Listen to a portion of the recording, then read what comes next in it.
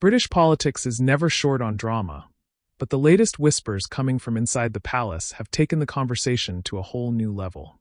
According to well-placed sources, King Charles III might have some concerns about Keir Starmer's rise, and his supposed behind-the-scenes moves are raising eyebrows across Westminster.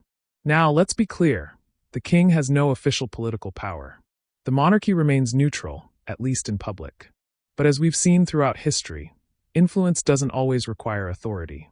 So, what's really going on? Is there truth to the rumors that King Charles is working behind the scenes to counter Starmer? Or is this all just political theater?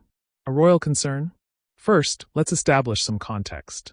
King Charles has never been one to shy away from voicing his opinions, even before ascending the throne. His advocacy for climate change action, urban planning, and global diplomacy is well documented.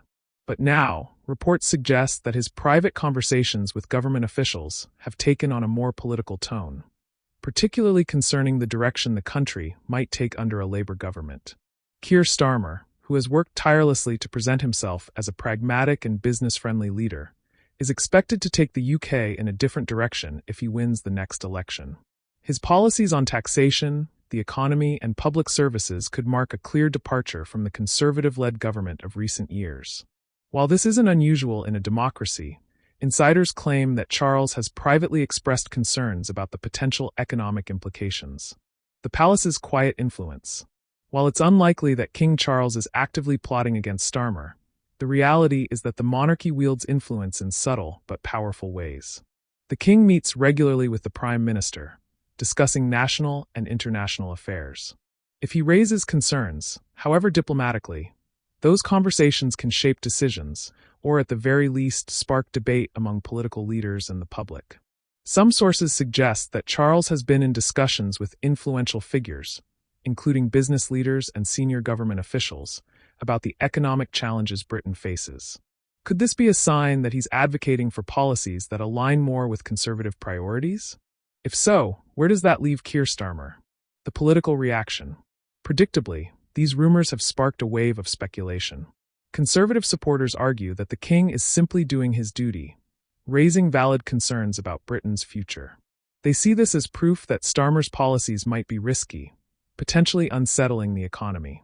On the other hand, Labour allies dismissed the reports as an attempt to undermine Starmer's growing momentum, suggesting that any talk of royal intervention is exaggerated or taken out of context.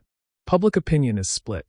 Some believe the monarchy should remain entirely out of political discussions, while others feel the king has a right to voice concerns, especially if they impact the nation's stability.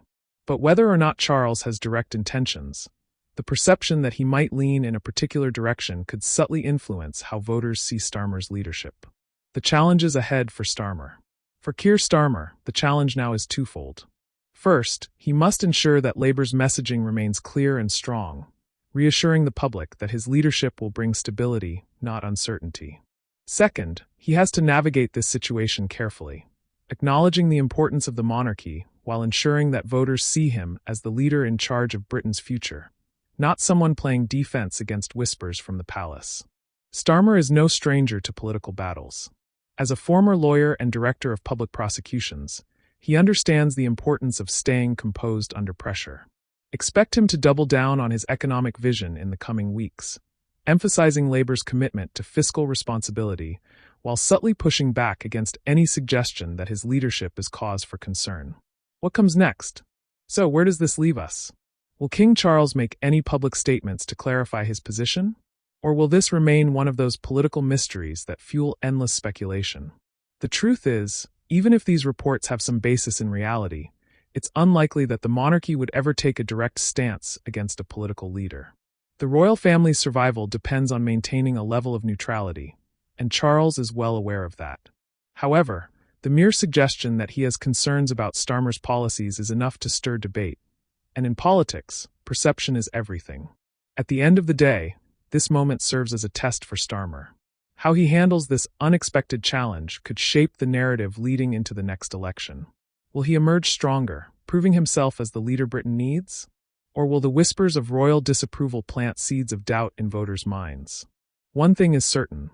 The political landscape is shifting, and all eyes are now on Keir Starmer and King Charles to see how this quiet yet significant power dynamic plays out.